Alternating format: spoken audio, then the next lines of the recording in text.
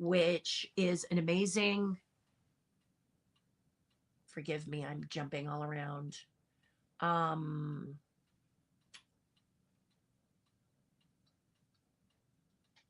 there we go. Yes, I was right. Okay. Yes, I was right. Okay, good. I like being right. Okay, here we go. So at this Maker Fair in Orange County, which just happened at the Orange County Fairgrounds, there was a wonderful person. I don't want to change that picture, but I'd love it to be bigger. That's a little bit better. That's a little bit better. There you go. Okay, here we go. Here's the picture right here. This is Darren Moser and his daughter Lizzie.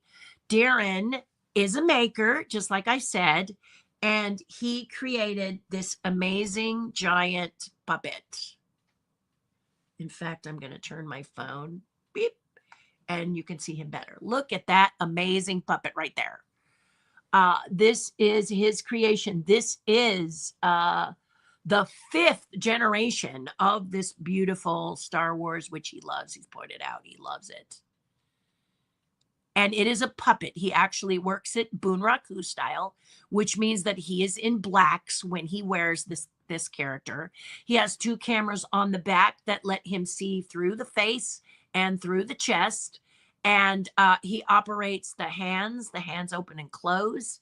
The head tilts and moves. It's really a beautiful piece. And I don't have the videos just yet, but I will.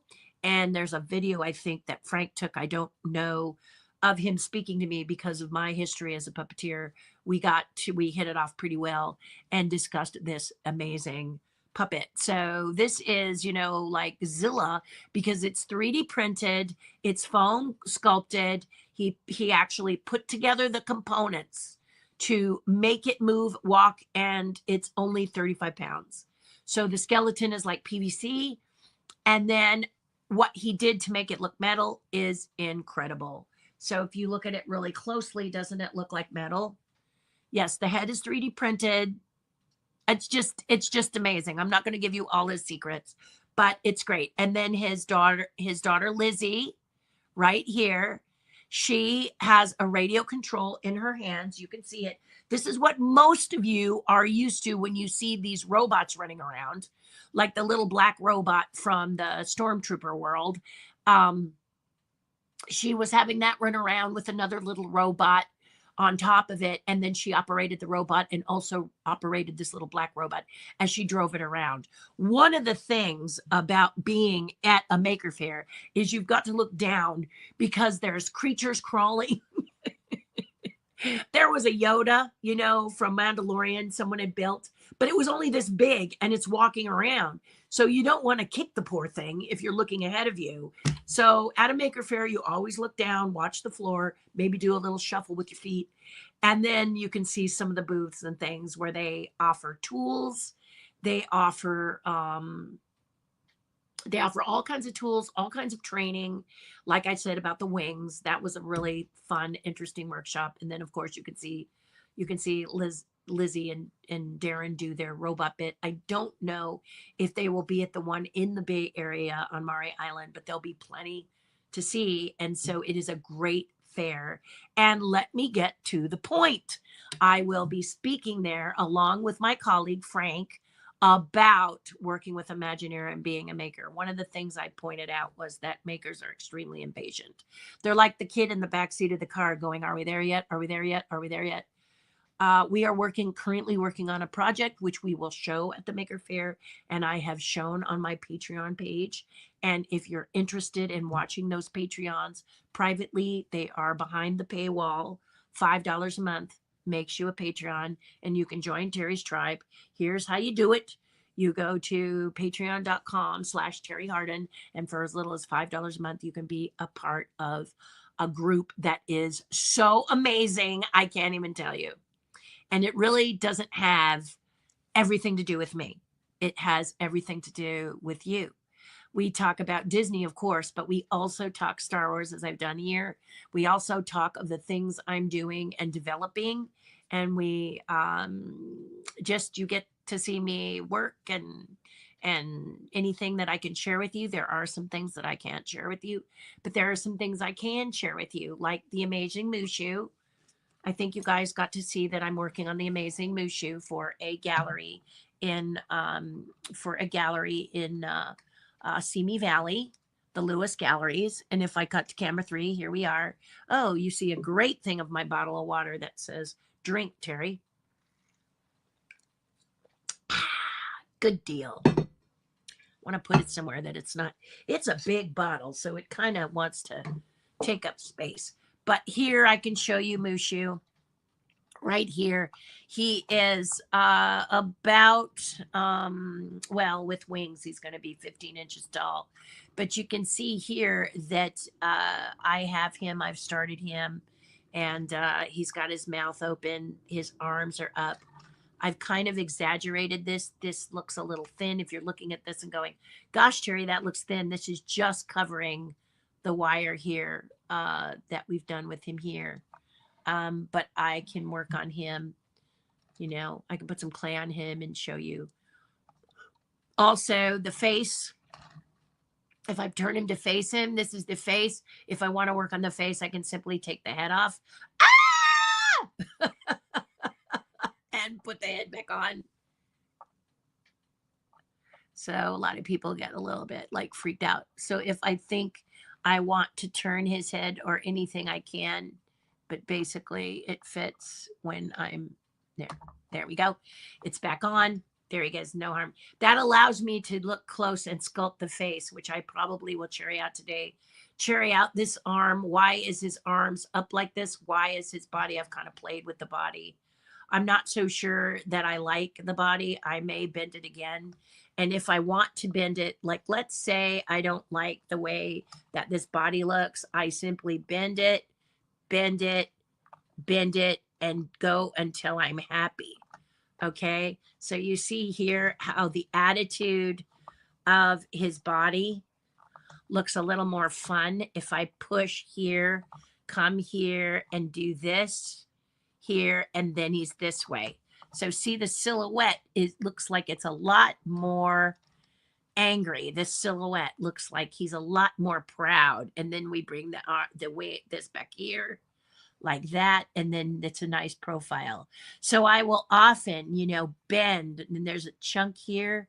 I may want this to be his chest puffing up, the belly coming this way, the arch this way, and then the tail, which the patreon.com is in the way. But join it by going to patreon.com, take a look at it, and then join us. You can join for a month and see if you like it. But you can see now that I kind of like the way this has this aggressive pose. So that now he's like really showing you that he is a dragon. And he's stretching to his full height. Now, if you haven't seen this, now I may want to turn the head so I could pop it out and turn it, and he might be giving you the evil eye this way. This is why I love this clay, because until I'm happy with the way things look, I can bend and position stuff here. You know, I kind of like this little sway I've got going here. Most of his body would be centered and then maybe a little sway. But we'll see, because I really do like what I'm looking at here. I think this just has a better aggressive stance. Now, for those of you who haven't seen him before, this is the photo. And you can see he has this little bump here.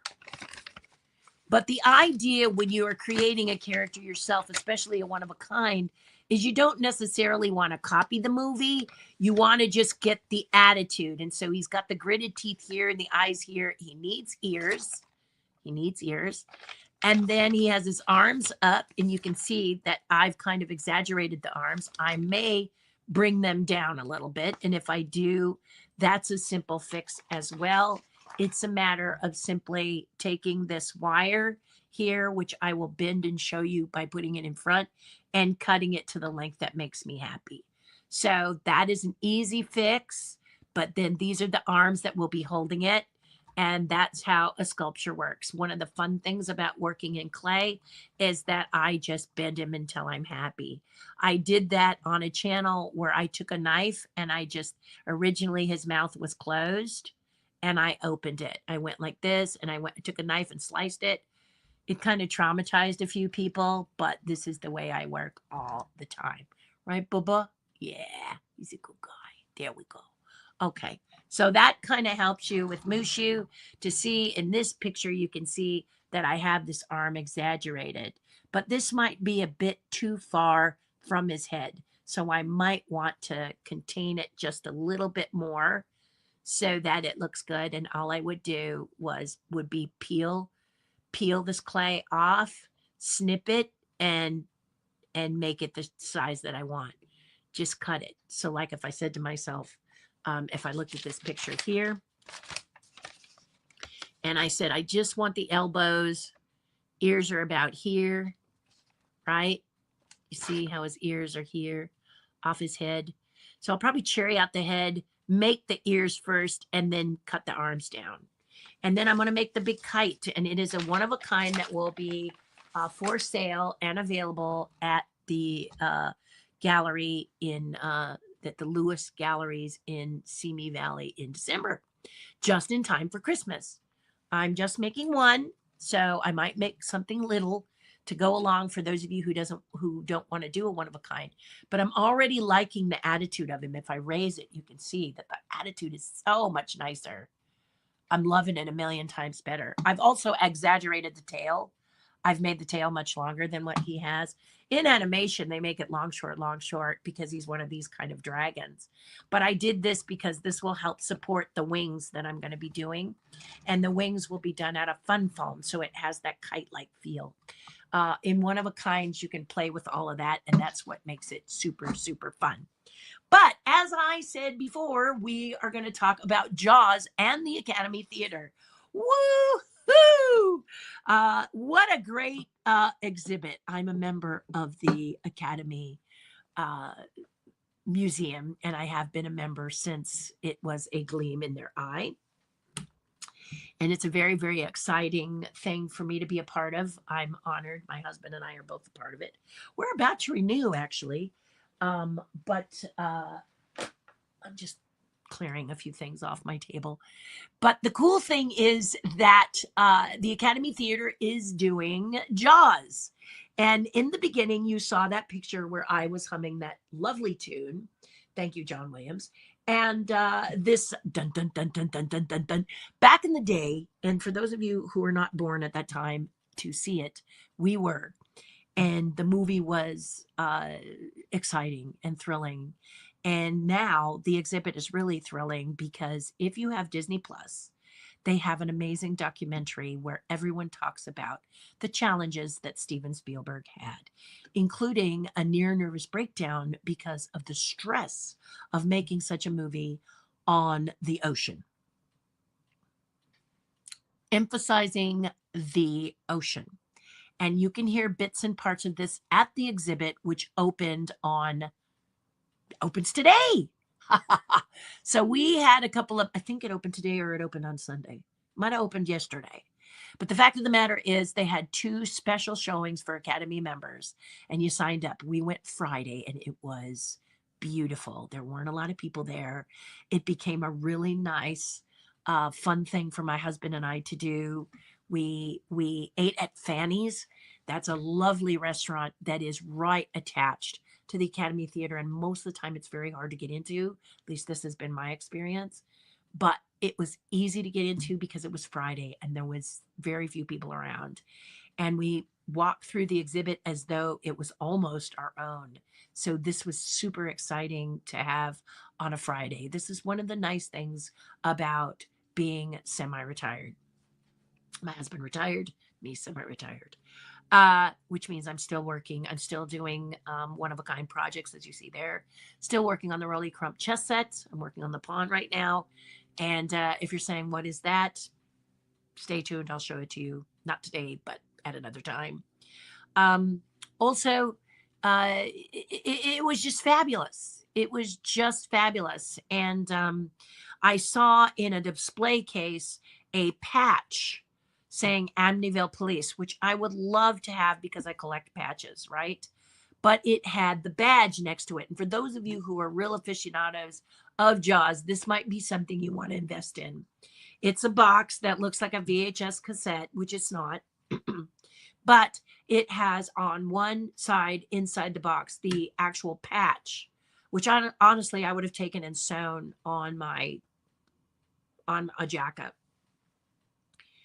But the badge is a heavy, beautifully created badge, and therefore, if you go inside the Academy Museum store, it's going to run you $80.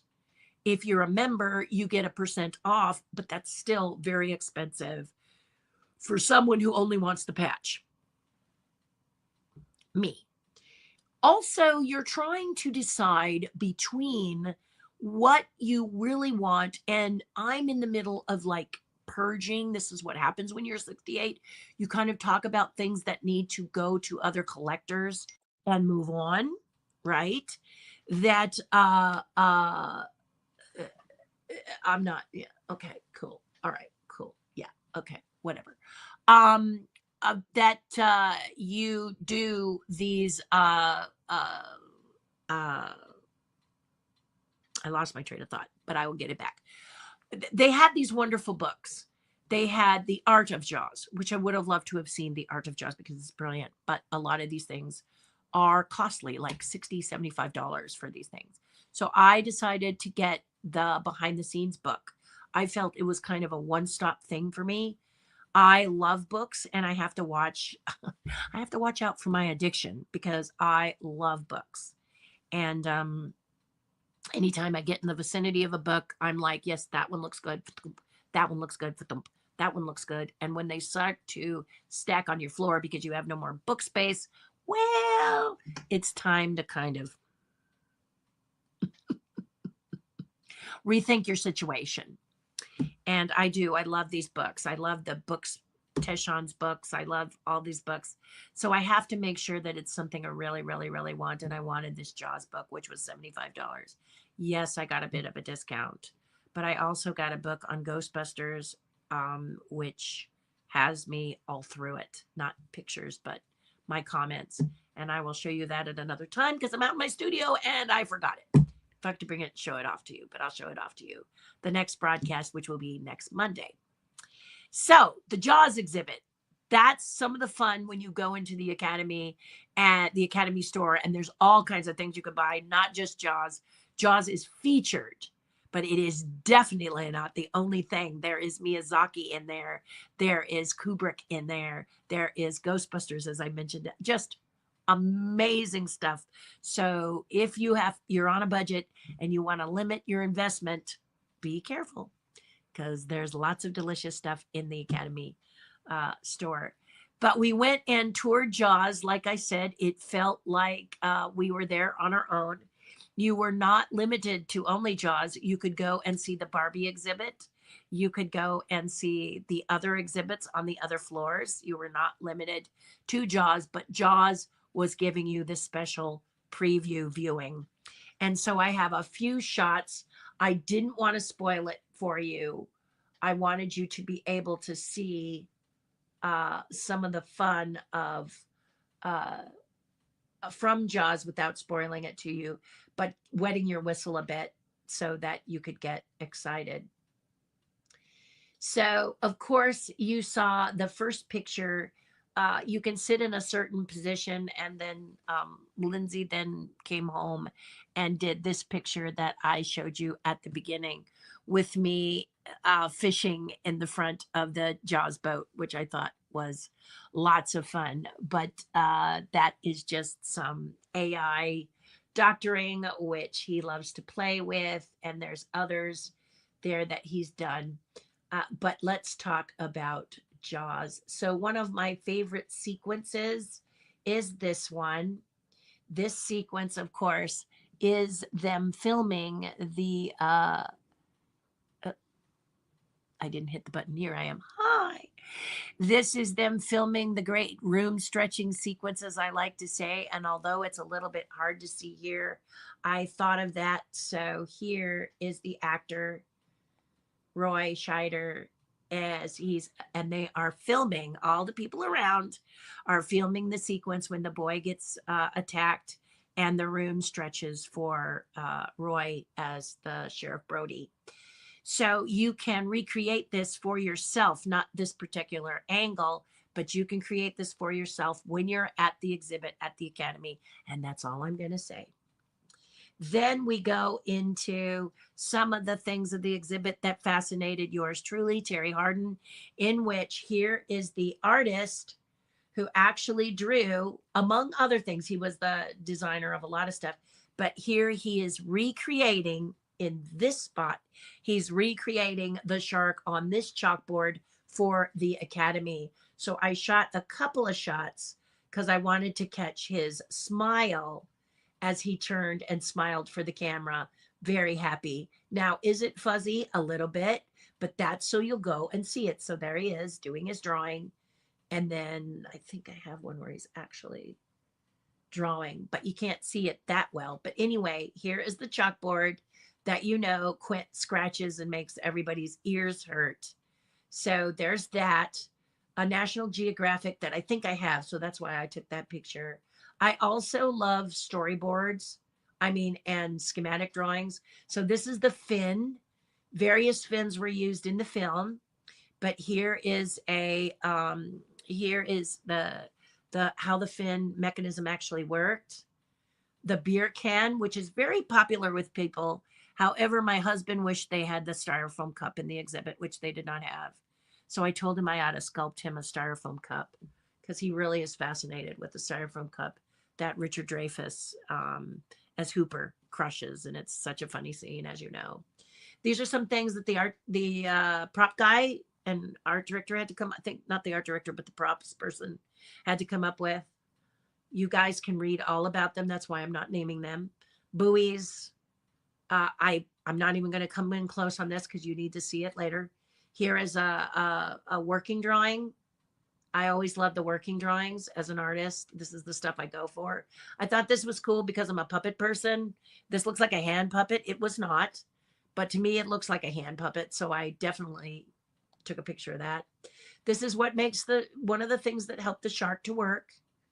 The control valve for the shark. There it is. I thought it was very cool. I think it's really nice in this container. I thought that was cool. More storyboards, which I just love.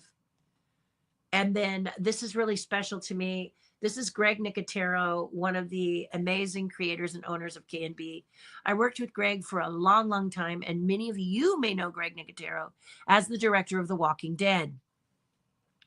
And so Greg and I did a lot of work together.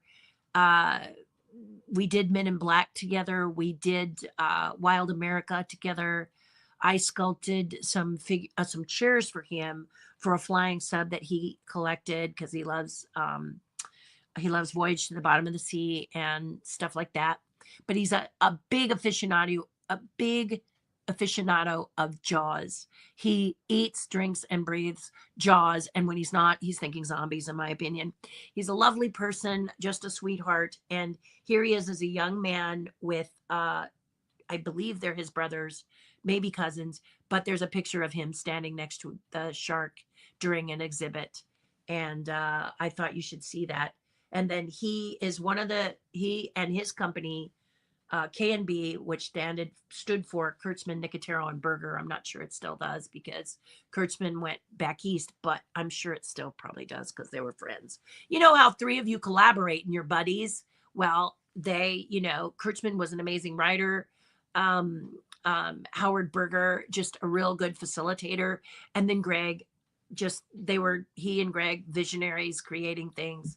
And this shark that you're looking at is the actual photograph of the shark at a junkyard in Sun Valley, California. Now, I went to John H. Francis Polytechnic High School, and I would used to drive past this junkyard on my way home from school.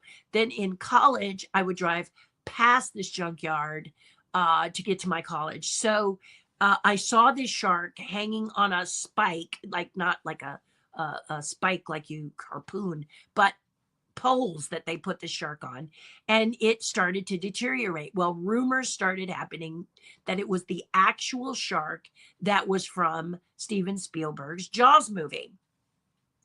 So people began to investigate, and many, including Universal, tried to get them to let them buy it, but the man wouldn't do it because it was such a grabber. It was such an attention spotter that when they spot it, they would go to his junkyard to see the shark. Well, finally, with the help of not only the production studios, Greg Nicotero and Steven Spielberg and others, including the Academy of Motion Picture Arts and Sciences, they got this shark. They got Bruce, named Bruce. They got Bruce. And by getting Bruce, they were able to get Bruce off the stick. And honestly, when you go to the exhibit at the Academy Theater, when you exit the exhibit, be sure to walk forward towards Bruce the shark, who's hanging over the escalators. It's breathtaking. And look at the little presentation that's right there at a kiosk. Don't miss that kiosk presentation. We almost did. That's why I'm saying that. Don't miss that. Put it to your ear and you will hear how the Academy took Bruce from the spikes to get it to the Academy, and how K&B, Greg Nicotero, and his associates repaired this shark, which was a dream come true for Greg. He loves this movie. And he got to repair it and refurbish it and bring it to its natural glory, and you guys will not be disappointed. It's gorgeous. So be sure you come and you check him out. It's the actual shark itself. It is not attached to the mechanism anymore, but it is super, super amazing. I thought this was fun, and I wanted to show this to you because Steven Spielberg talks in the documentary about having trouble. It was going over budget. It was shot on the ocean, guys.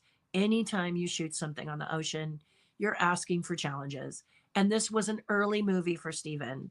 You know, it's like not his first. He did Duel, which if you haven't seen that is brilliant.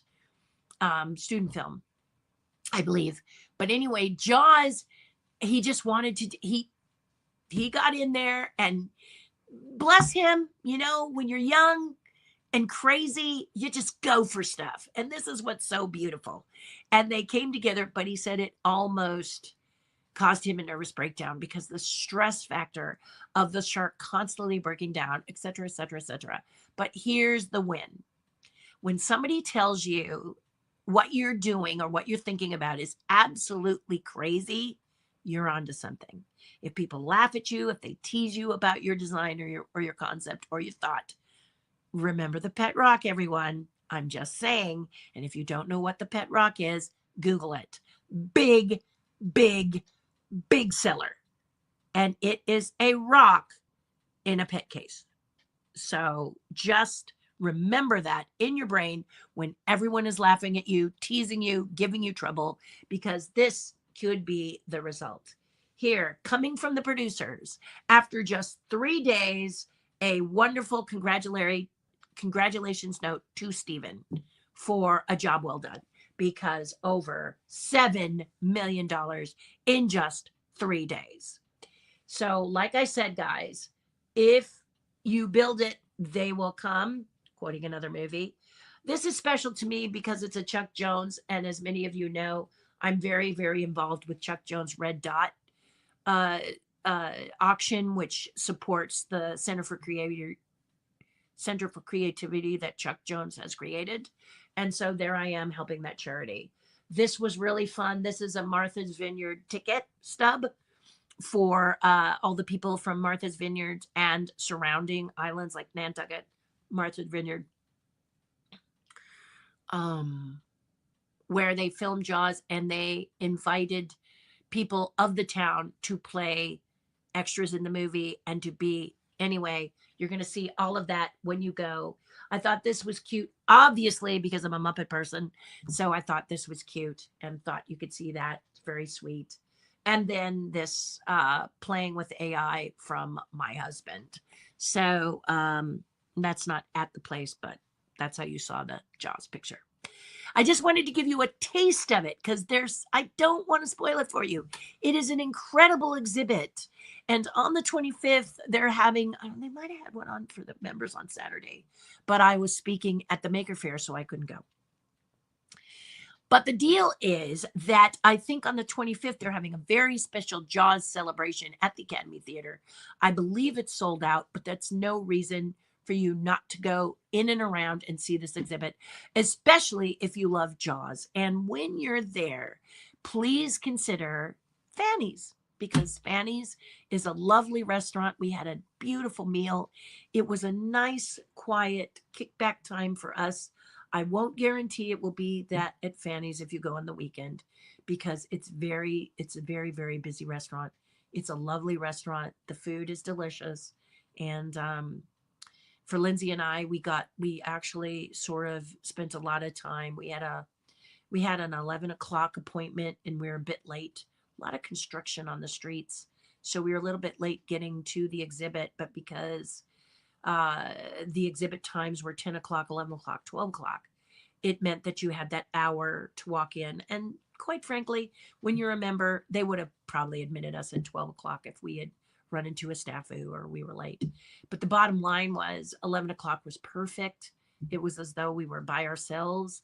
It was so enchanting to see all the stuff. I'm a big fan of this movie. Read the book cover to cover. It's true. It caused real terror in the waters for a while. People were seeing sharks everywhere. It also upped the killing of sharks, which for people who were into the preservation of sharks, because like many creatures that God creates, they help cull down and keep the populations in balance.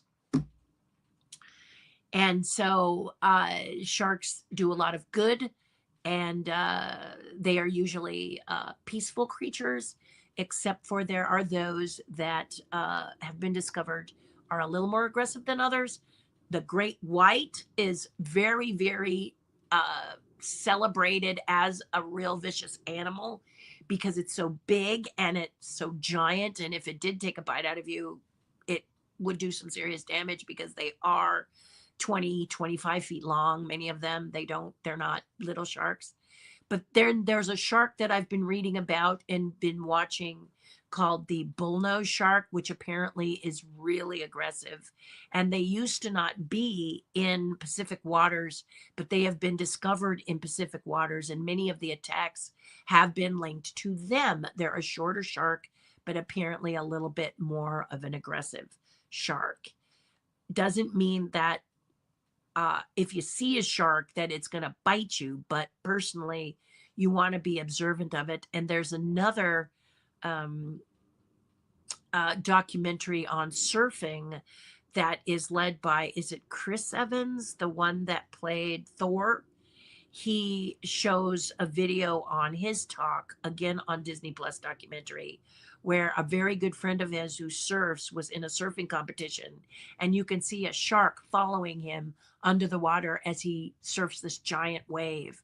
Surfer has no idea the shark is there. The shark is there. It's pretty terrifying footage.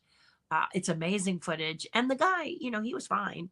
But it's like, had he seen it, it might have thwarted his beautiful catching of this brilliant wave. But it really is a great shot. Sometimes God gives you these amazing video shots and you just can't believe what you're looking at. So it's something else you might want to check out if you have Disney Plus. I am an Imagineer and I love Disney Plus, I've got to tell you, but I also love other movies as well.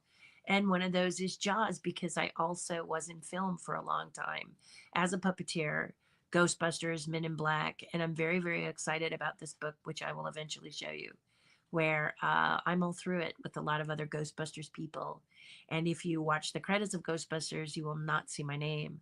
So it's really, really nice to be getting some attention from a film that I worked very, very hard to bring to your attention. And puppeteers, including myself, had a great hand in its success. The collaboration with the writing, the comedians, the actors, and the puppeteers, and the effects people, and the design of it we all had a hand in it. And it's nice that we're all getting some attention now for that original film. So it's just really exciting. My husband found this book and I had to have it. Again, not an inexpensive book. I think the book was something like $45 or something, but I wasn't walking away without it because I have. But if you've seen, um, I think it's called Tearing Up This Town, and it's a documentary you can see, I think now on YouTube has it or whatever. This book is a version of that. It's just in print, the documentary, and I appear in the documentary and therefore appear in the book as well. Like I said, if you're interested in pumpkins and pumpkin sculpting, I will be at a couple of locations. My first location is with the Vogel Victorian. She's on Instagram. Look her up. She has an amazing, amazing, amazing property, and she is offering a masterclass with me, doing some amazing pumpkins. I'm going to be teaching some amazing pumpkins. Only 30 people can join. It is in the Santa Ana area. It's happening on Sunday, October 12th. Let me just make sure I said that date right. But Sunday, October 12th. And I'm hoping my website will have these up and a way to sign up. Yes, Sunday, October 12th. And yeah, super cool. Also, on the 29th, I will be doing a class in Simi Valley, and more information on that to come. But it will be in the evening from 3 p.m. till about 9, I'm thinking. And that's so you can have your pumpkin ready for Halloween, which is a Friday. The 31st is on a Friday. So we're not doing weekends. Originally, I had a pumpkin sculpting class on the weekends before Halloween, but that is a Disneyana convention, of which Sunday I will be at the show and sale at a table, guest artist table, where you can come take a picture with me, say hello, look at some of the things I'm selling, get updated on the things I'm doing. Maybe I'll be demoing a piece. I don't know. I'm still thinking about it. But there are some of the places you can actually see my little self appearing at a location. So there you go. If in doubt and you can't find me on Patreon, which is this thing I would love for you to check out, simply because your voice needs to be heard and we would love for your voice to be heard. I'm going to pop that up again. It's so funny because I look at it and go, it's right here. Here it is. Patreon.com/Terri Hardin, or simply type in the search engine Terri Hardin, and you can find me there. And for $5 a month, we do a Zoom call. We do all kinds of cool little fun things together. And I also demo and do a live on Mondays with them. That is the place you can see me live, and that is the place you can speak to me live. So for a Zoom call, we do alternating Wednesday nights and Wednesday mornings. So if you could make it, we'd love to have you. Your voice needs to be heard. My website, terrihardin.com, a great place to go and just get some information. But I always say, if it's not up to date, it's because the artist is very busy. That would be me, just busy like crazy. So again, as I say goodbye to you, and feel free to post any questions in the comments, join and share, ask me whatever, and I will see it, look at it, and do my best to answer it. And I will also say, until the next time I broadcast, which is Mondays, I look forward to seeing y'all. And do something nice for someone else. It'll make you feel a whole lot better. How lovely of you to join me today. I am eternally grateful. More later. And Mushu says goodbye as well. As he goes through that shot. Bye-bye. Bye for now, my friends. Be well until